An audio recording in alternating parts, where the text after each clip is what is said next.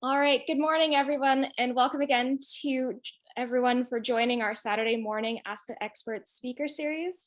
During the event today, we'll be hearing from Darlene Harrier, one of the physical therapists at BIDMC, and you'll be able to ask any questions you have during the talk in the Q&A section at the bottom of your screen, and we'll be answering all questions at the end of the talk. Please be aware we're also going to be recording this talk today, and you can go back and view this talk at a later date if you miss anything this morning.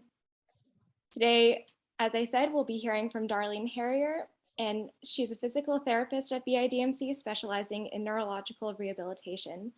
She's been a valuable part of our interdisciplinary team at BIDMC since 1989, and it's my pleasure to introduce Darlene today to discuss moving as well as possible for as long as possible.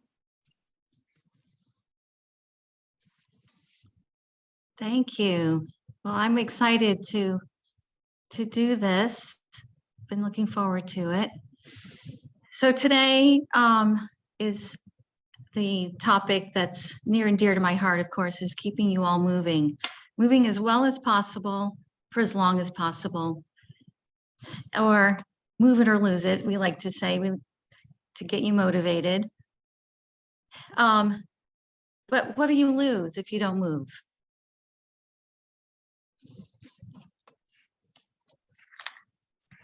The wonder of walking. That's what you are, I think, not really thought about is, have you ever really thought about how amazing it is that we can even walk? Let's take a moment to appreciate how it took millions of years for us to evolve so that we could walk upright on 2 feet, freeing our hands to hunt and gather. That existence required us to walk in order to survive. Mobility not only gave us sustenance, it gave us social connection as we migrated together from one land to another. And in doing so, we took in the world with all of our senses: sight, sound, smells, the temperature of the air, the weight of our body landing on our feet, hitting the ground with every step we take. And the brain automatically responds to all of this input to coordinate the necessary motor output, which is strength and coordination, power and balance, to keep us upright on our feet and propel us forward to our destination, all without falling. This evolutionary wonder of walking is repeated in each and every new little person coming into this world as they first begin to crawl, then stand up, and then they take off walking, just like this little one is doing. I mean, look at him exerting and enjoying this moment of newfound self-determination as he takes on this day with all of his senses. Can you imagine him feeling the warmth of the sun, the breeze on his skin, even the smell of the sea wafting in the air? His whole being enjoying every step he takes. You can just feel it with him. Can you see that wonderful big stride that he's making and those big arm swings? And because he's new at walking, his little brain still has to be cognitively connected with every movement, thinking about every step he takes. He hasn't quite developed the skill of walking with automaticity yet, like his grandfather, who is walking alongside him. And he doesn't have to think about his own steps, and he's ready to catch that little one in case he falls or trips. His brain is working automatically, controlling his feet and balance. Normally, after one fully learns to walk, the brain does not need to constantly think about the feet. The automatic pilot of the brain is in charge so that we can fully enjoy taking in the environment with all of our senses, and even let our minds wander to think about other things, like to daydream, resolve a problem, come up with a song or create a poem. Walking has been found to actually help facilitate creativity or inspiration. I mean, who has time to think about their feet when it's much more exciting to come up with ideas for a new project or to solve a pressing dilemma or to make up a new song? And let's take a moment to appreciate this figure's posture and gait. Head held up high, the trunk is upright. We can appreciate that there's a looseness in his arms, allowing them to swing easily with each striding out, stepping out long, landing on the heel of each foot. That's the part I want you to take note of, is that heel strike. That's the part of the foot that should make the initial contact with every step you make. This is what's actually happening behind the scene at the microscopic level. These neurons from the tip of your toes to within the brain are sending and receiving signals to one another, making everything happen smoothly. These signals are created by the presence of neurotransmitters, which are basically a chemical substance that is released at the end of a nerve fiber in response to the nerve impulse that it had received. As the neurotransmitter is floating around the synapse or that junction, it is quickly picked up by the receiving neuron through its receptors, which then continues that impulse to the next nerve or muscle or other structure. There are many neurotransmitters located in the nervous system, each producing excitation or inhibition or modulation of the impulse, depending on the receptor which is receiving it. The neurotransmitter we're most interested in discussing today, of course, is dopamine, which is associated with feelings of reward and motivation. It helps us be productive, and it's responsible for movement regulation or motor control. It's because of the presence of dopamine that we can walk without having to think about it. The brain is literally in contact, constant communication with the feet automatically.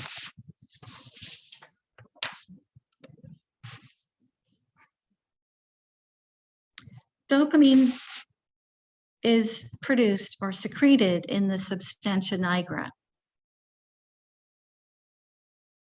And here it's represented. You can see where the substantia nigra is. You see those dark bands or stripes. That's the area of the brain called in the basal ganglia. And in Parkinson's disease, unfortunately, these nerve cells die off. So that reduces the production of dopamine.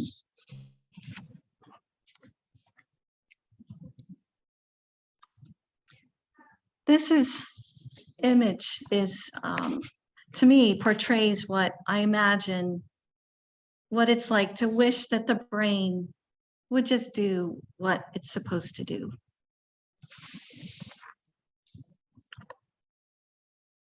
It's the lack of dopamine which leads to this cascade of physical symptoms in those with Parkinson's disease. Starting with tremor, it's usually the first symptom to appear, starting perhaps as in the thumb or finger, and then gradually increasing to solve more of the extremity.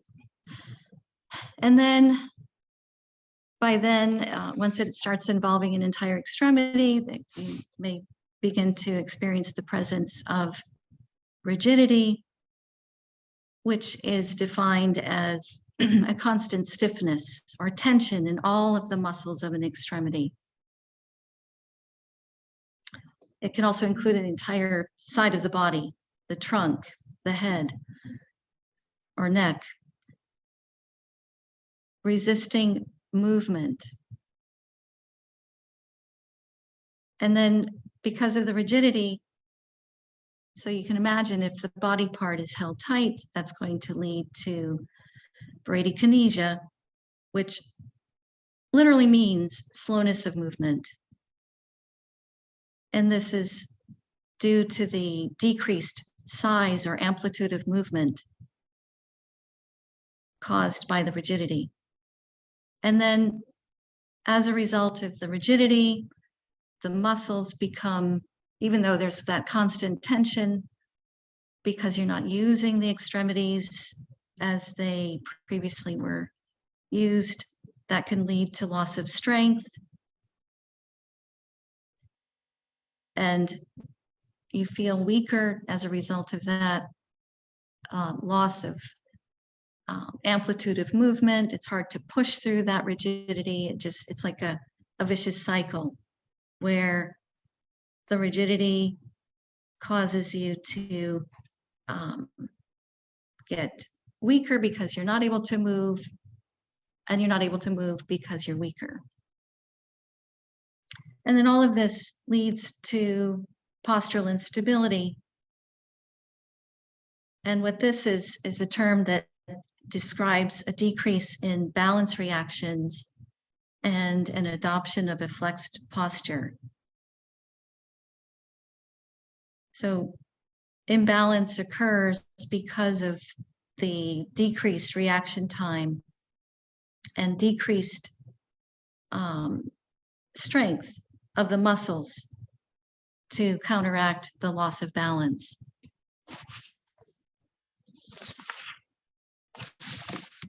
But here's the good news. Use of cueing strategies and exercise to help improve strength can help move and push your way out of these symptoms.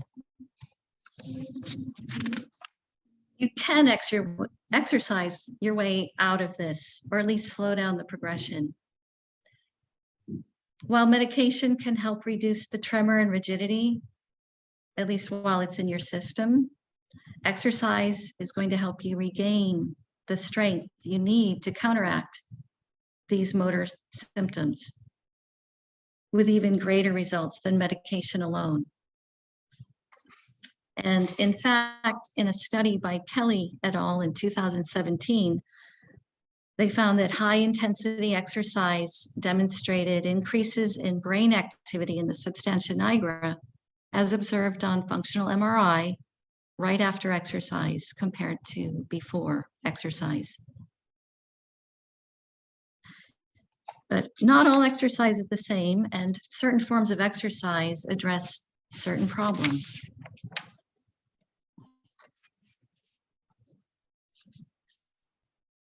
This is just a list of the types of exercises which have been found to be most helpful for those with Parkinson's. So each, I'll go over each exercise and the dosage for each and how you carry them out. So it's starting with task-specific training. This is the practice of using cognitive motor training to generate movement or activity while consciously thinking about every movement. Because remember, in Parkinson's, the autopilot system is not working. So you have to use another part of your brain to keep your mind on your feet, or to stand upright, or to push through the rigidity. And this can actually be applied to everything you do. Walking, standing up, getting out of bed, even voice projection. Get your mind on the task. So one way, an example of using cognitive motor training is to tell yourself with every step you take, step out on the heel. And that's why I have that foot there. Stepping out on the heel. When turning, lead with the foot to the side, you're turning.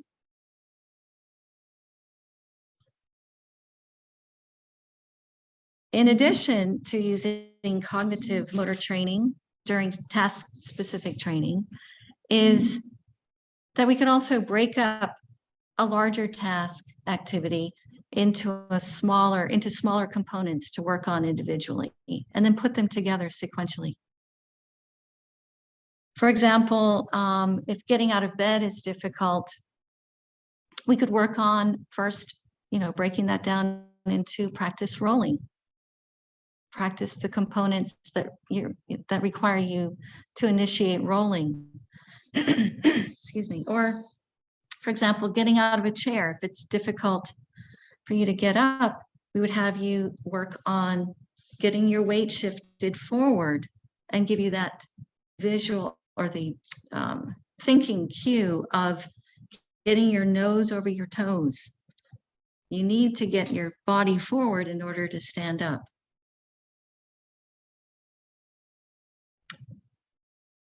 And then the other way to apply to task-specific training is the use of an external cueing system to help circumvent the autopilot cueing system of the brain. So these are some cueing strategies which can be implemented to get you to achieve the desired movement. The first one, I think, is probably first and foremost the one to use if you can, whenever you can, because it's simply that you should keep your mind on every movement. Of course, that sounds easier said than done, of course, but it does take practice.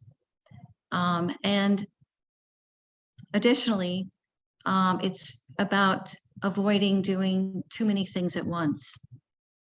So it's hard to keep your mind on where your feet are going if you're carrying a glass of water across the room and you happen to go through a doorway that also then triggers this freezing episode, as opposed to if you avoid doing a task that requires your attention to make sure you don't spill the cup of water as you're going through a doorway, you'll have been thinking about the fact that you're about to go through a doorway, and you're going to be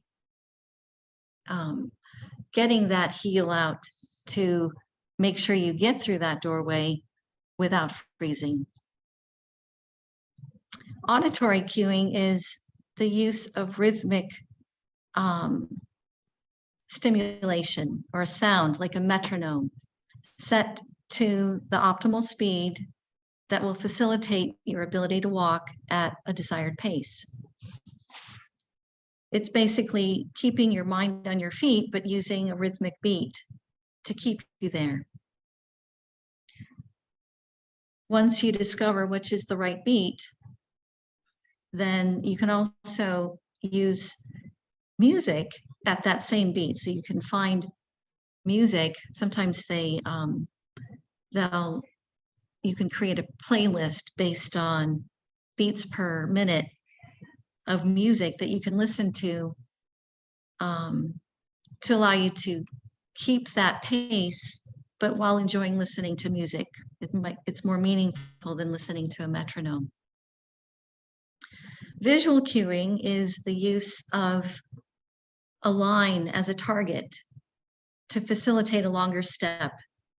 This is particularly helpful in areas which tend to trigger freezing of gait, such as doorways, as I was mentioning. You can place parallel strips of tape strategically spaced so that you have to step each foot beyond each piece of tape.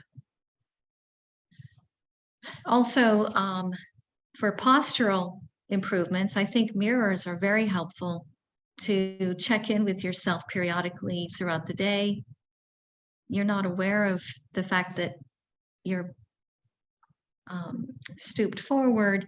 And so being reminded with the reflection of your posture, I think can be very helpful. So maybe putting mirrors in certain places in your home, at the door when you're about to leave, check in with yourself to make sure that you are optimizing your posture as you go out for the day. Tactile cues are those which someone else would probably provide if you need additional help.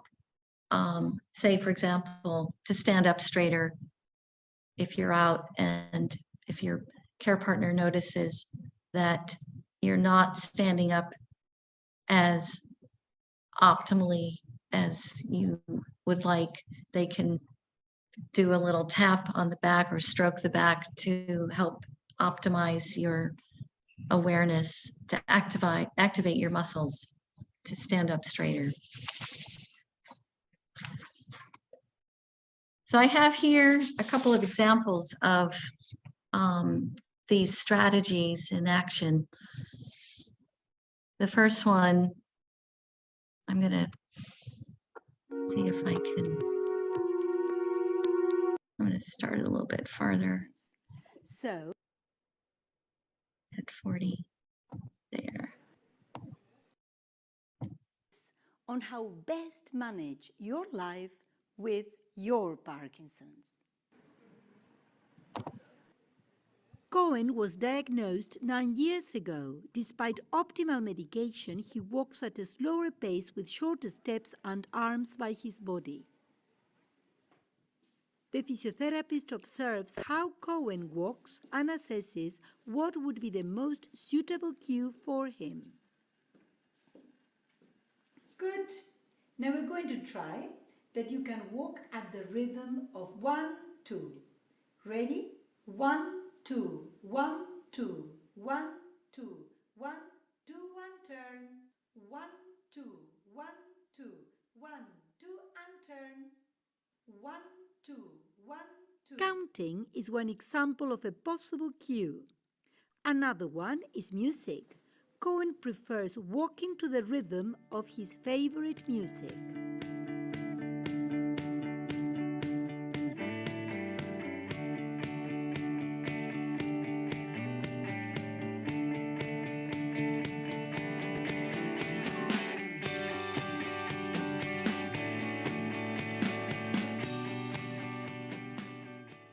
And he walks faster with regular steps and regular arm swing. These videos are an initiative of the Luxembourg Parkinson's Study. So that was interesting. So I liked how you could really see the difference in his gait without the auditory stimulation, the rhythmic auditory stimulation, and with the stimulation. And then in the next video, we'll be able to see the examples of using visual cueing to help facilitate walking.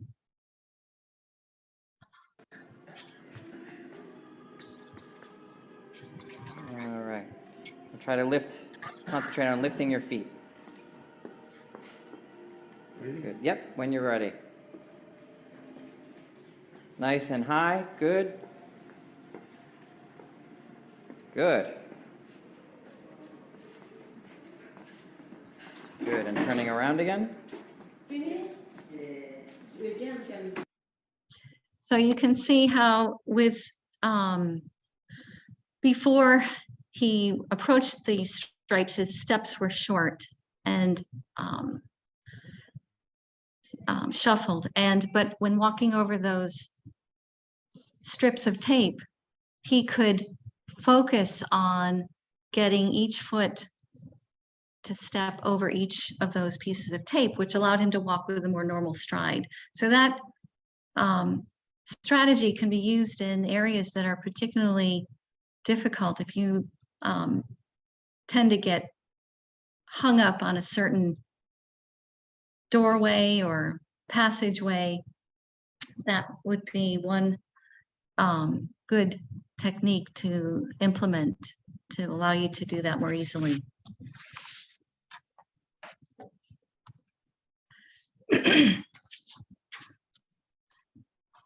So now we're going to talk about like real exercise. I mean, I don't want to take away the benefits of the task-specific training, which we just talked about, and implementing those cues are very helpful. But you're gonna use those all the time. But equally important is aerobic training. And this is exercise which improves efficiency of the cardiovascular system in absorbing and transporting oxygen, because all of our organs, our body depends on oxygen being transported. In determining the recommended dosage, studies have been conducted mostly on those with mild to moderate Parkinson's, but not yet assessed in those with more advanced stages of Parkinson's. But soon, I'm sure they will do more studies on like what is the right dosage for those with more advanced stages. So these recommendations are for those with more mild to moderate. And they've shown that they can improve in cardiovascular and cardiopulmonary fitness, and shows that it can reduce motor and non-motor symptoms. As I say, this is the recommendations, the official recommendations for someone to strive for, to get to at least 3 times a week at moderate to high intensities for 30 to 40 minutes at a time. But if you're not at that level, it's not like you got to just jump right into that. You're going to start out at a lower intensity and then work up to that. So these are recommendations for what would be, you know, at least optimum or minimum if you can. And if you don't know where to start, that's when you seek the help of a physical therapist to get you started.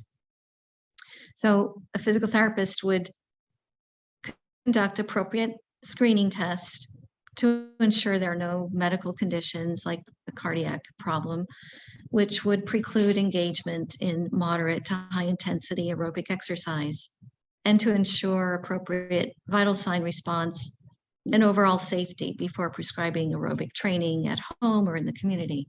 And we would help figure out what is the right level for you to start with, and then give you the guidance in progressing that to the higher level. A physical therapist would also assess your risk of falls and take appropriate precautions in prescribing the most suitable form of aerobic exercise. Some might actually be safer walking on a treadmill than on the ground, or vice versa, or maybe better off cycling.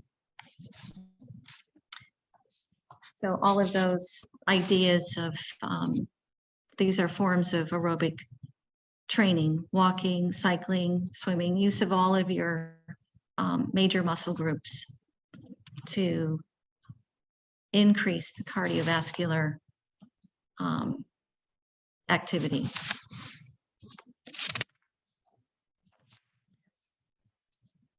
Strength training improves muscle power to move against weight or force. Again, these the dosage which is recommended is based on studies that looked at the benefit of strength training with those who had mild to moderate Parkinson's. And they all showed improved strength and power or speed of movement, improved motor control, improved functional mobility, and improved non-motor symptoms such as mood and motivation. And so the dosage recommended is at least, 2 days a week. You don't want to do 2 days in a row, but 2 days non-consecutive in the week, and aim for 30 to 60-minute session. Of course, when you're first starting out, it's going to be much less. And start with mild to moderate workload and at 2 sets of 10 to 12 reps. Actually, I think I should have said start, but maybe if you're starting out and you can only do 7 reps of a certain exercise, then you start with that. It's not like you have to start with 10 to 12 reps. So I just wanted to relay that. And as a physical therapist, I would start you on whatever dose is that you're able to start with, and then gradually progress resistance as tolerated with good form. So strength training targets major muscle groups, and these are some of the ways you can build strength by using weight machines or free weights, elastic resistance, or body weight resistance.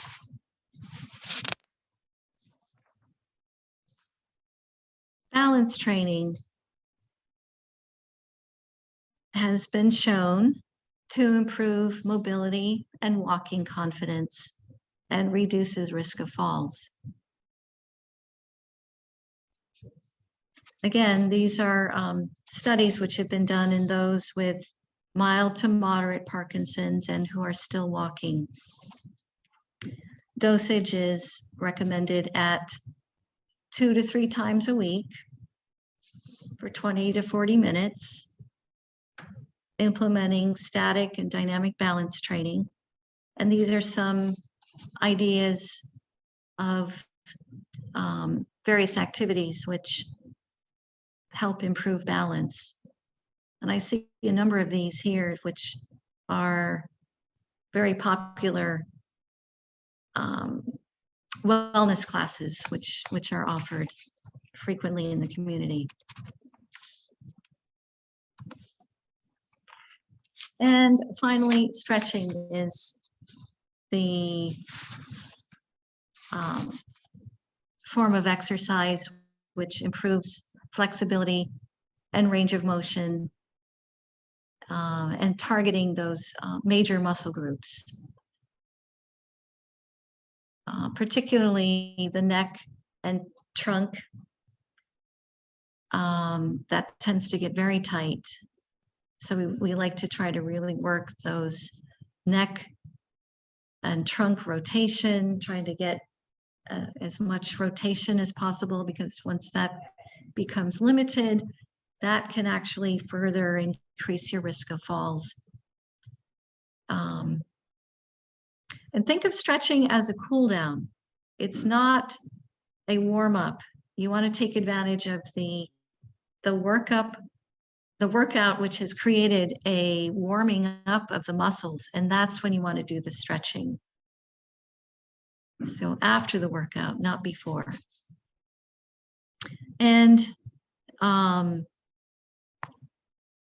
generally, you don't need to do more than 1 or 2 repetitions of each stretch and hold it for about 20 to 30 seconds.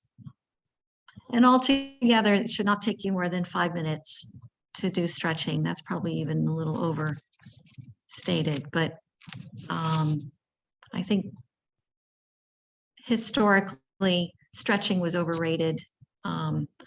And although it is important to help undo the stiffness in your body, that is not what's going to help you the most in terms of regaining your functional ability.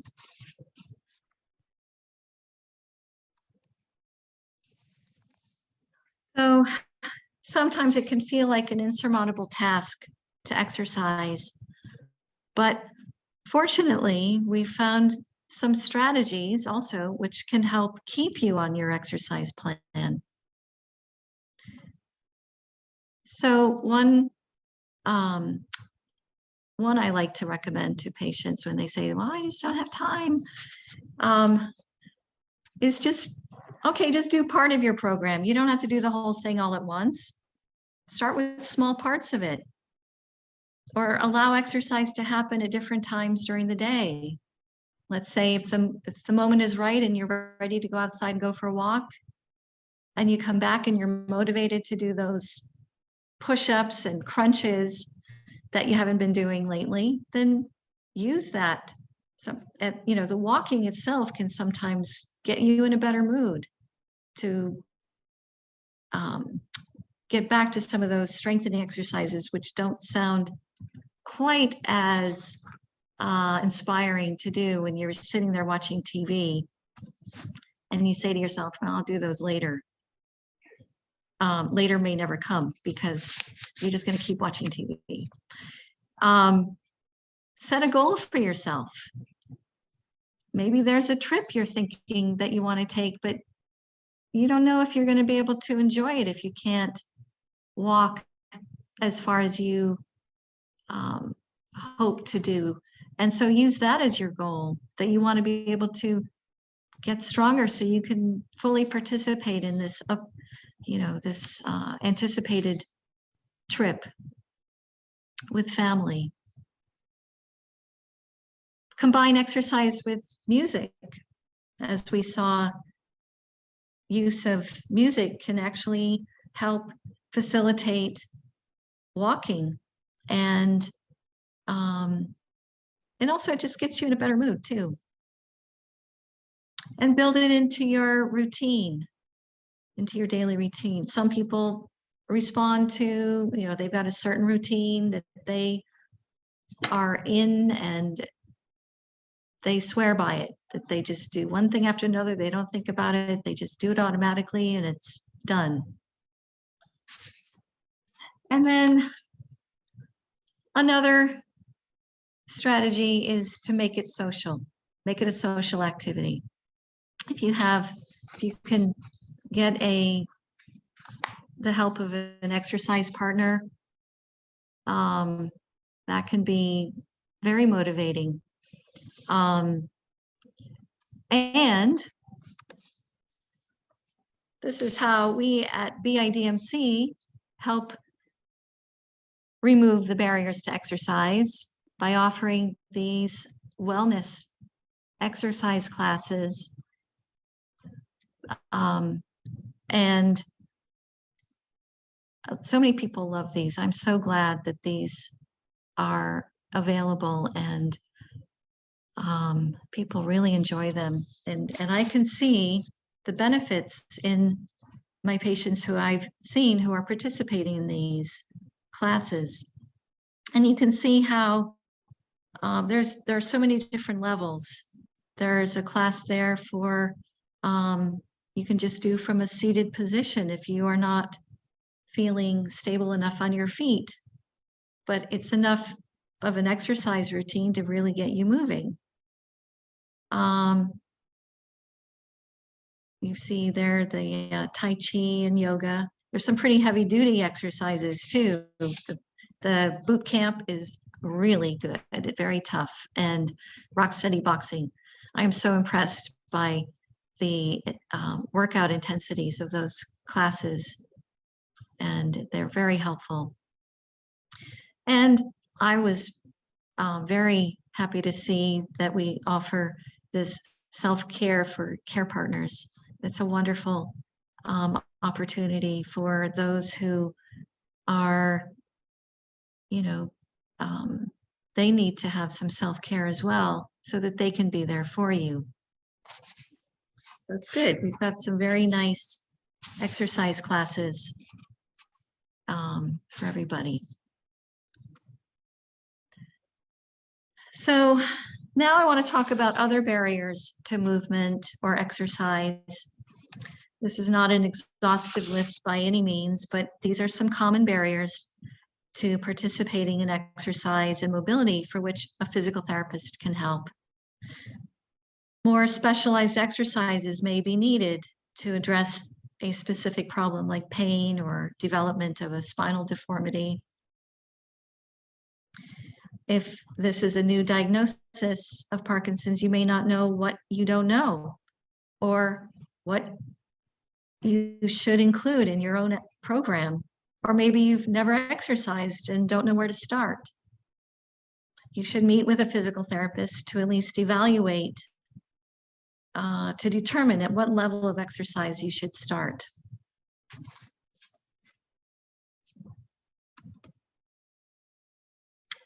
I am frequently asked by patients to teach them how to fall without getting hurt, or how to fall, or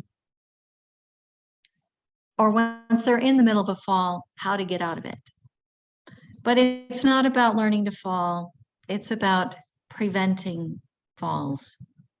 Because there is just no way you're going to use some special trick up your sleeve or a special maneuver to pull yourself out of a fall once you're falling. Because once you're falling, that is it. You either have enough strength to pull out of it or you don't. So again, it's about preventing falls. So first and foremost, always keep your mind on your feet. Plan your path of movement. Avoid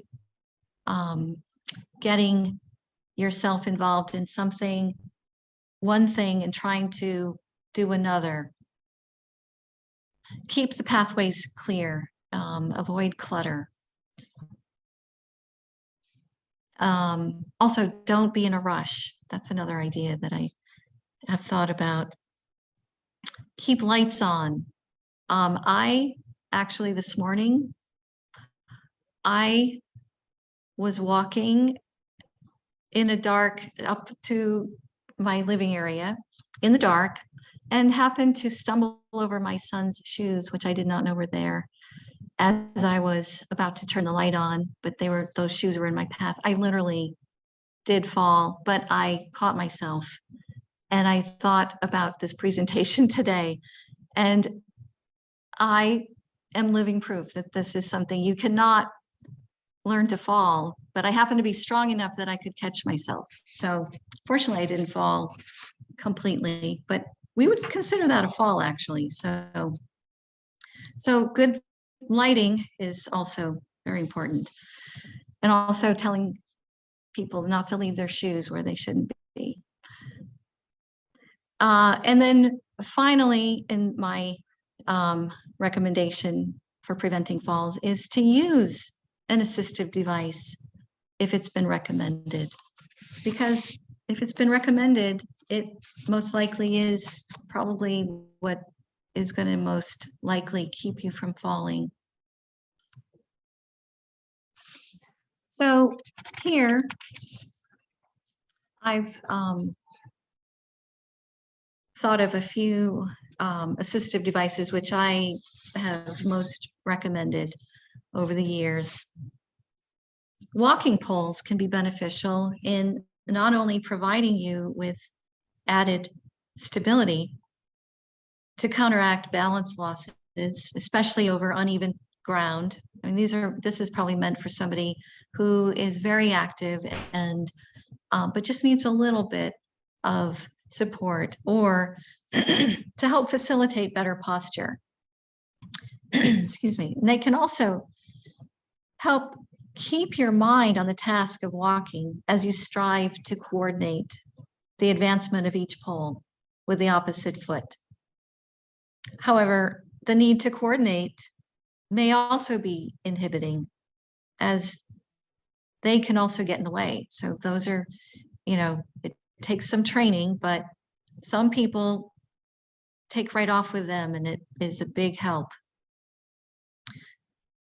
The U-step walker was designed specifically for those with neurologic impairments, especially Parkinson's disease. In fact, it was designed by I believe he was a bioengineer. He is a bioengineer whose mother had Parkinson's disease. So this was, this was a major, he had a lot in stake in creating this U-step walker. So that U-step base, which is why it's called a U-step, encircles the area around your feet and extends behind to counteract falling backwards. It can allow turning in a very small circumference. All those wheels turn, allow a complete turn within your footprint right there. It has a built-in resistance, which can increase or decrease according to what you need in order to slow down. For example, if you tend to get going, start fascinating, and you can't stop, that would give you a little pushback so that it actually keeps you from getting into that predicament. It also has the capacity to add a visual cue of a laser line to step over when needed. And it also has has a built-in metronome to add that rhythmic auditory cueing in order to time your steps. The laser cane is from that same U-step company, and it provides, so every time you put the cane down, it throws that beam, that laser beam, in a straight line in front of you, cueing you to step over it. So every time you put the cane down, it shines that laser line to step over.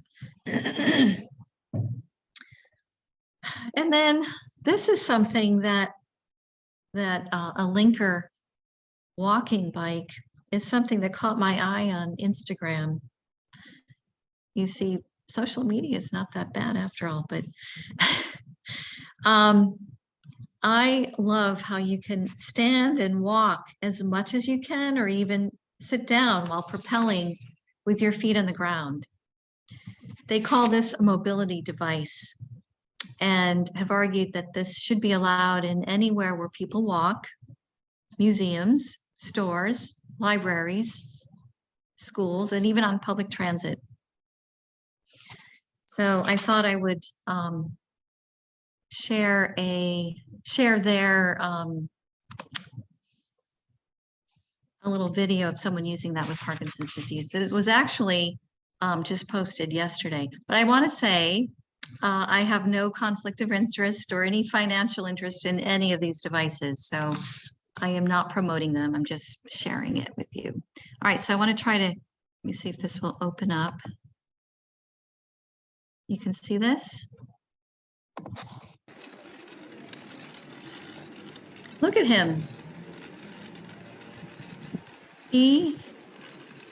This is the gentleman with Parkinson's, and he's a travel photographer.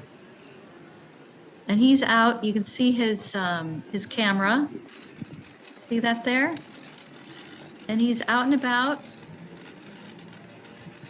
I love it. So I thought I wanted to share that to give you inspiration.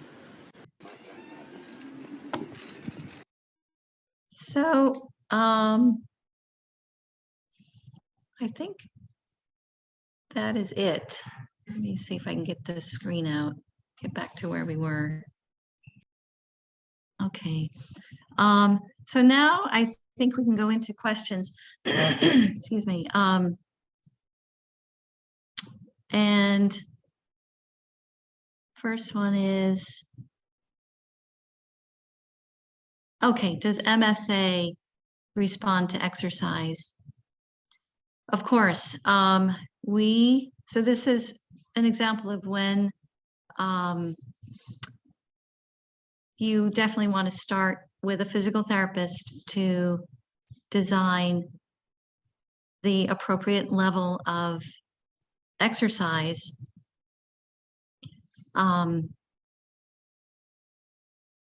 Similar to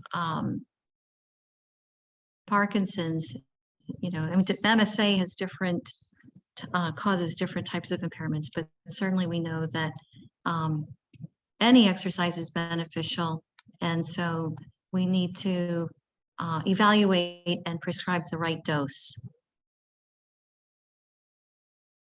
And I understand too that, I mean, MSA has a different mechanism of causing, you know, the disease process is different. So, but certainly we know that with in any neurologic condition,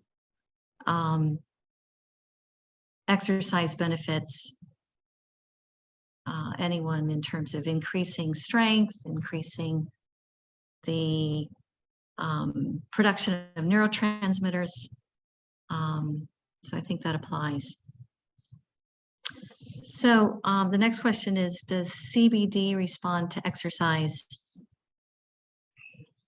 CBD, you mean, is it that, does it help respond? So what I know with, I think that has been shown to help with reducing dyskinesias. And I don't think it interferes with exercise.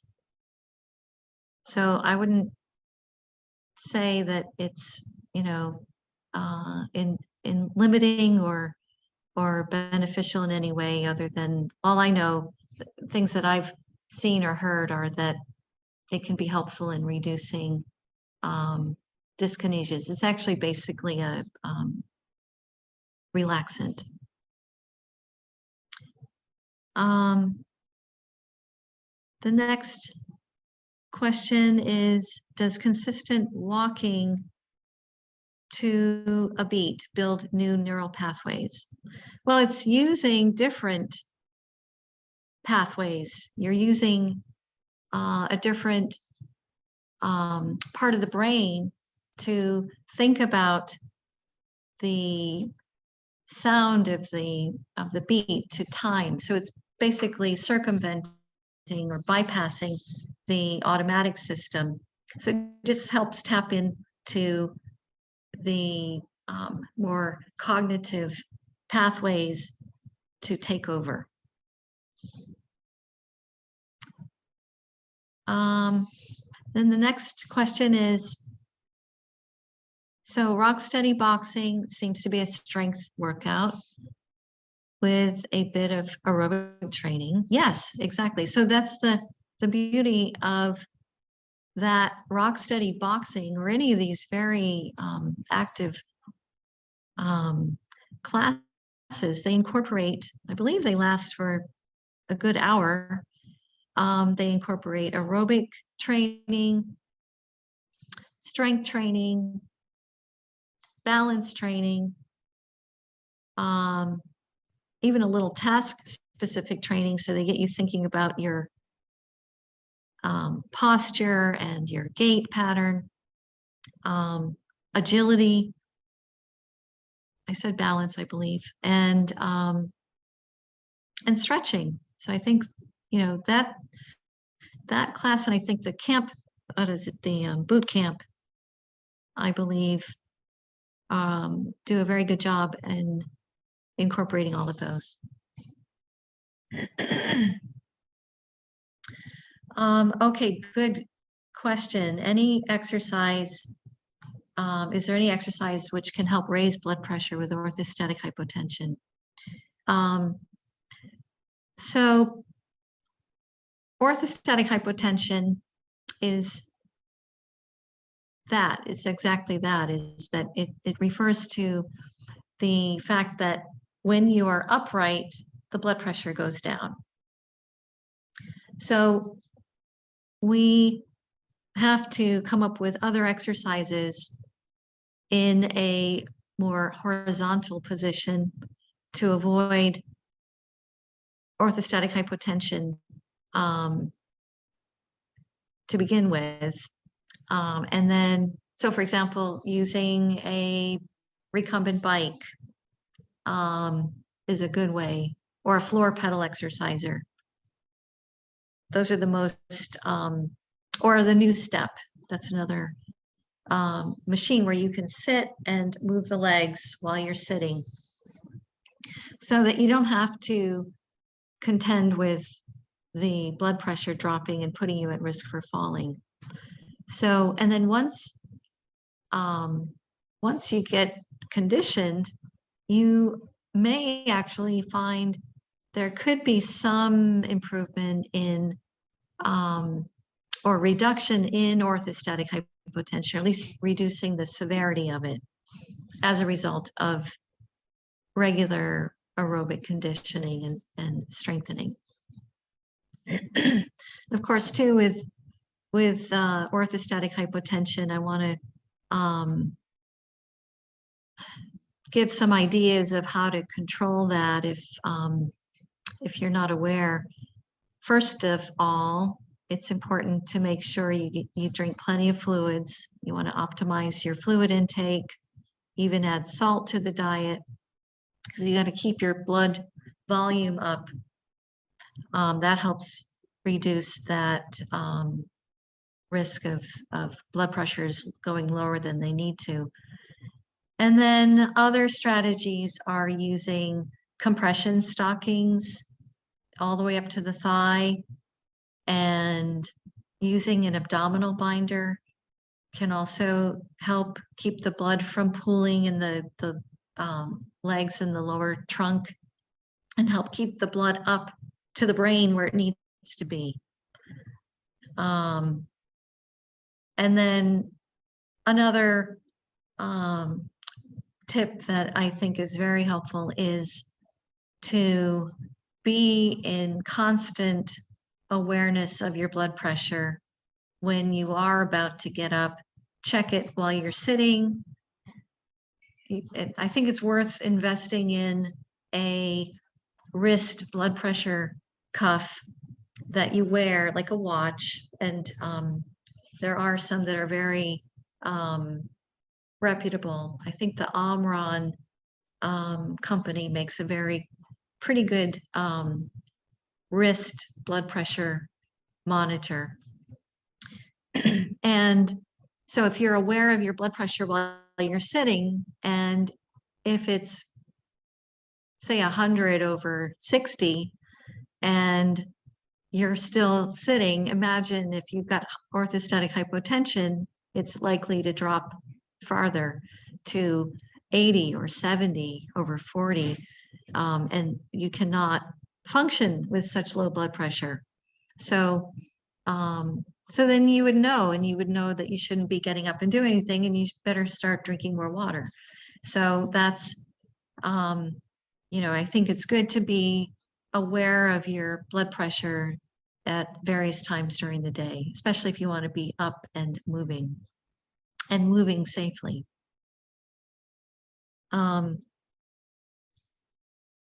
Good. Yes, so we've got someone here who has been very happy with the effects of participating in Rocksteady boxing.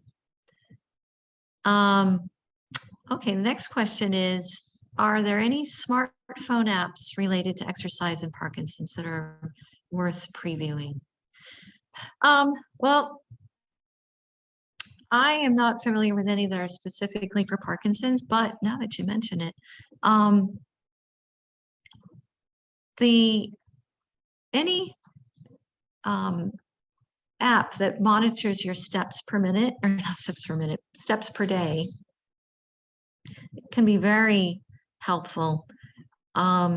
It's something you can use if you're hoping to increase your steps per day, you can use that to give you feedback about how you're doing. So that's an idea, that's an example of a goal.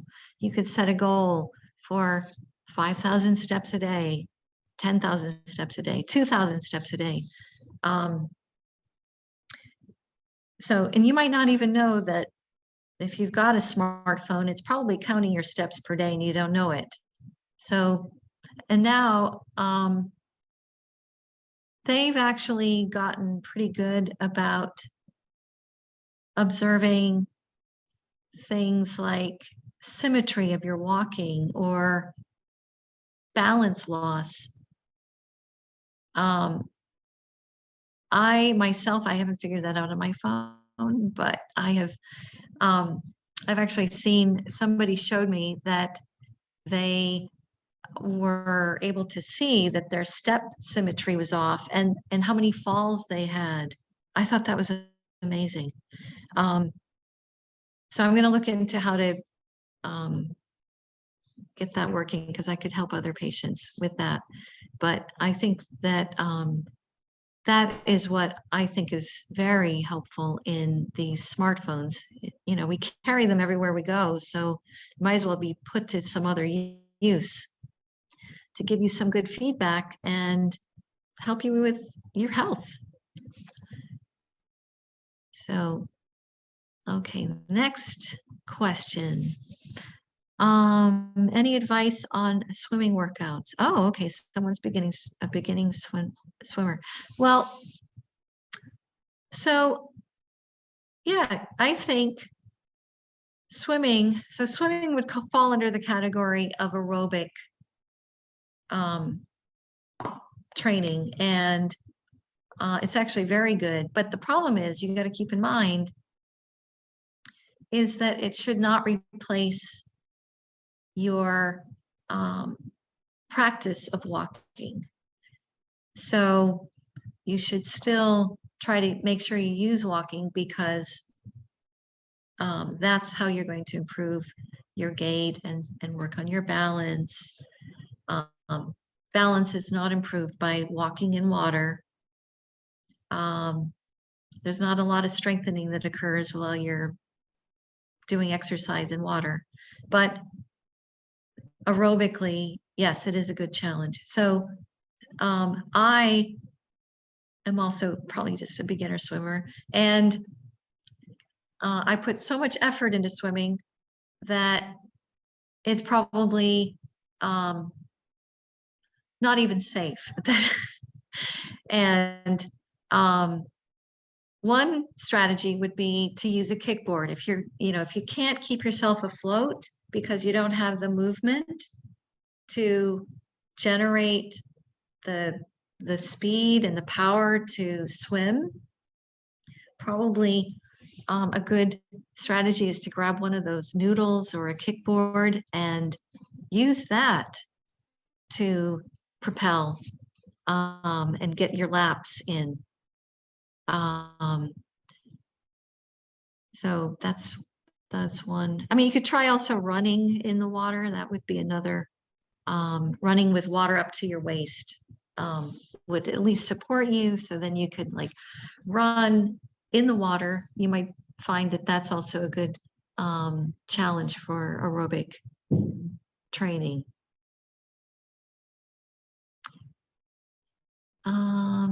Okay, so and the next question is, someone does 2 boxing classes or boxing and boot camp 4 days a week. Okay, that's wondering if that's overdoing it. Oh, okay, that's a good point. Well, I don't know. I mean, if he's currently doing that number, so 4 days a week, I think that if he's doing it, let him keep doing it. But I mean, if you're noticing that it's interfering with participation in other activities because he's too tired to participate, then maybe that is something to reconsider. You might need to space those classes out. Maybe only do 3 or 2 if there are other things you're not able to get to because you're too exhausted. Or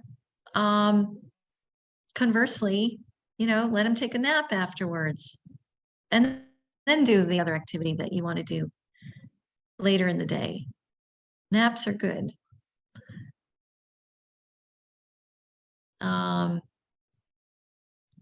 Oops, where am I? So far, we've gotten these questions. Anyone else with any other questions? Am I missing anything? Oh, okay, I see. I found, okay.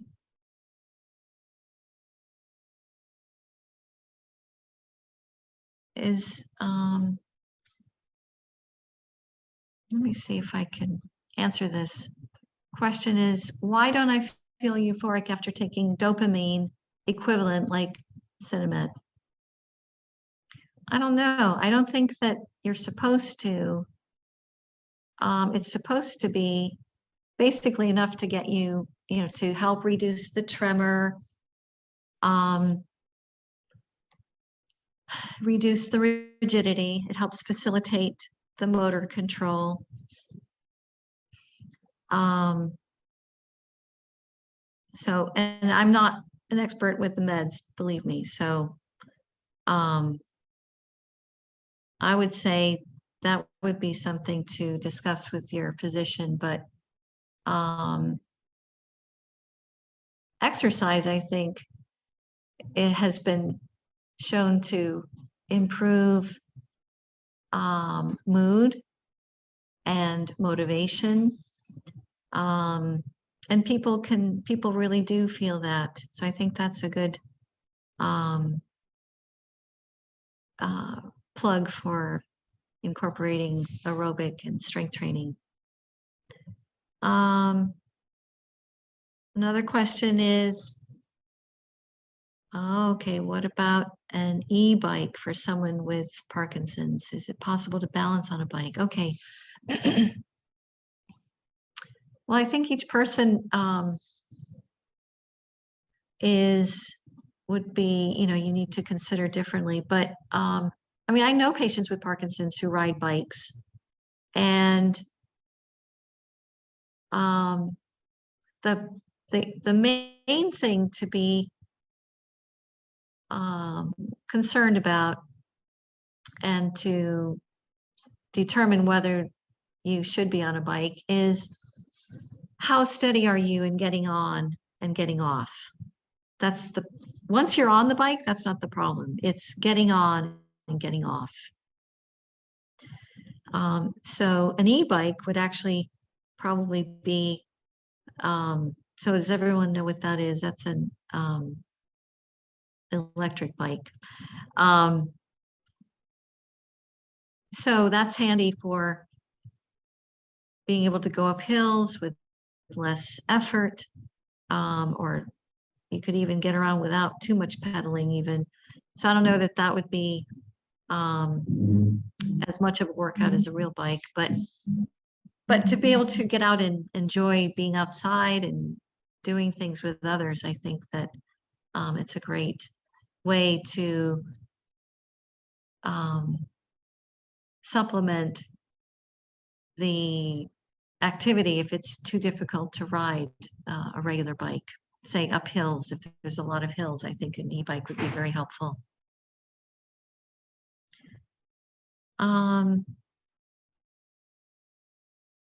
Okay, another question. Okay, yes, we can. Let's see, are there any rolling walkers that preserve the alternating movement of the arms? Okay, so I don't know about any walkers that promote arm swing because they're pretty much fixed in one place. So that is the downside of using a rolling walker, is that your arms are fixed in one spot, and people tend to bend forward over the walker in order to support themselves. And so in trying to promote better posture, sometimes that can get in the way, but otherwise, you know, if you need that walker, you need it. So not to use that as a deterrent to using it. Okay. Oh, thank you. So someone who had asked about CBD meant corticobasal degeneration. Okay, thank you. So does that respond to exercise? Okay, so I think that is similar to what I had talked about with MSA. Again, certainly we know that in general, with all neurodegenerative diseases, exercise is beneficial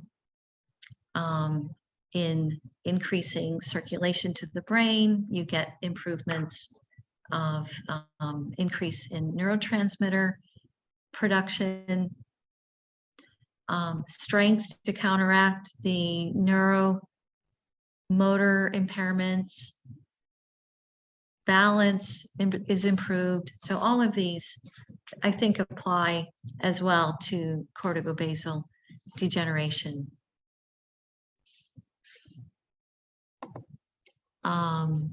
Oh, so I think those are all the questions so far. Any other questions?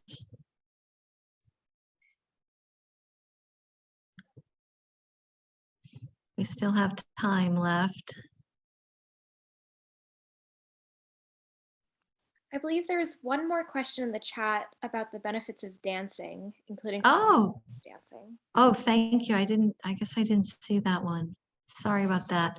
Oh, yes. So in fact, we did a study in 2011, I think it was, in which we compared traditional typical physical therapy that we would do for somebody with Parkinson's and dance.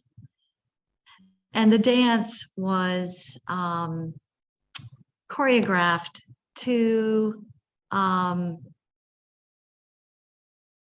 imitate some of the exercises. So it was, you know, they were dance moves basically, doing it in dance form. It wasn't as rigorous as physical therapy because we implemented treadmill walking, and they pretty much, the dance class took the strengthening and stretching exercises and turned them into dance. So anyway, long story short, they showed those in the dance class improved in balance as well as the physical therapy treatment group. So dance, I think of particularly we've seen where tango has also been studied. So activities which require you to stand and weight shift and keep yourself upright with superimposed movements are beneficial in improving balance.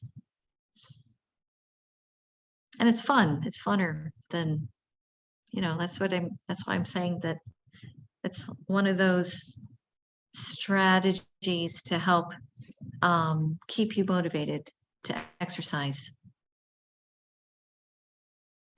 Okay, good. So somebody was asking about the linker, and they found it. And then the question was asked about, what do I recommend for wheelchair use? So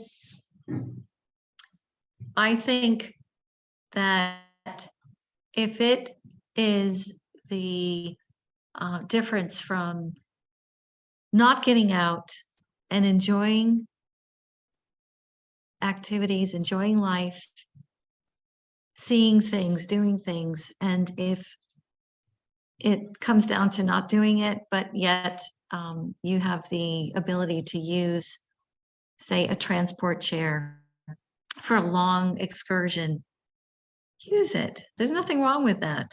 If it's all about, you want to be able to participate in activities with your family and loved ones,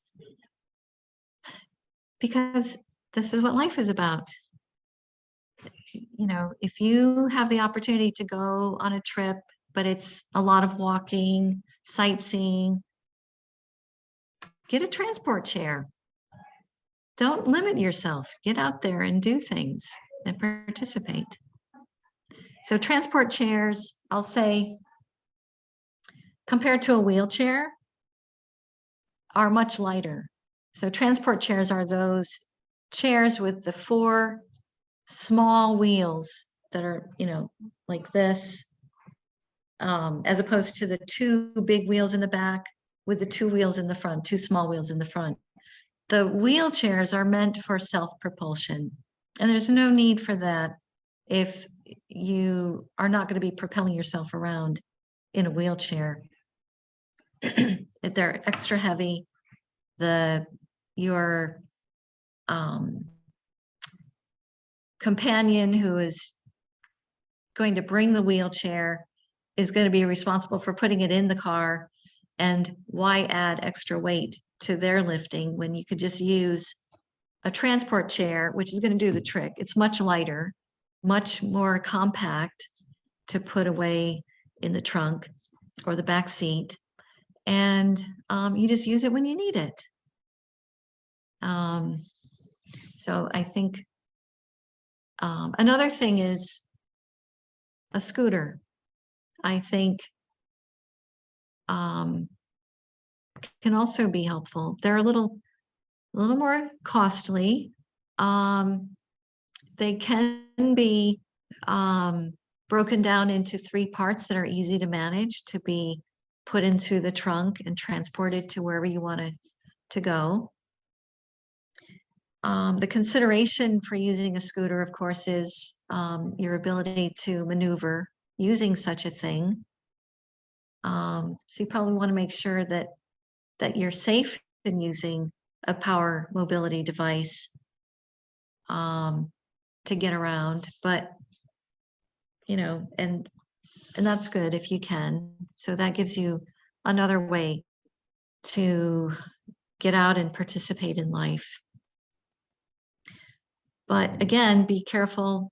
I always caution people about, you don't want to become too dependent on a motorized device if you don't need it. And if you can walk, if you start to notice you're not walking as much as you were because of the convenience of a scooter, then just reassess what you are using it for.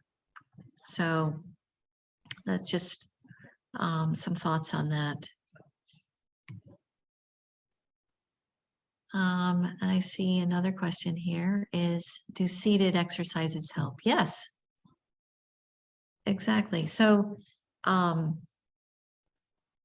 those who are inhibited in participating in exercise classes for fear of it being too much or falling, certainly, you know, start with the seated exercise. Those can be a good challenge for the level that you need at that time.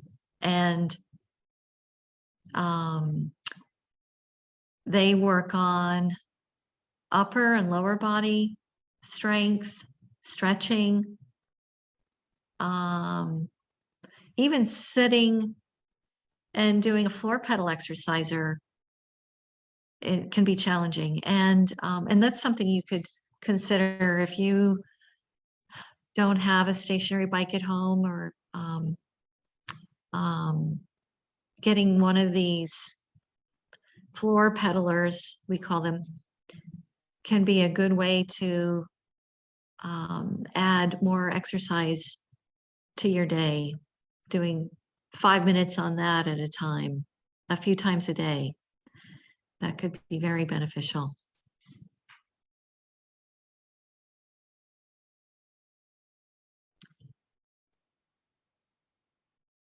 How are we doing with questions now? Yeah, we're nearing the end of our time today. I don't see any additional questions right now. If anybody else attending has any questions, you're welcome to answer now. But otherwise, thank you so much for everything today, Darlene. It was a wonderful talk, and I learned a Well, lot. I enjoyed it. This And got a was lot of this really was great fun. questions as well. Yeah, I thought those were very good questions, and I'm glad they were thinking about, I can tell they've been thinking about these things, these dilemmas and barriers to exercise. Yeah.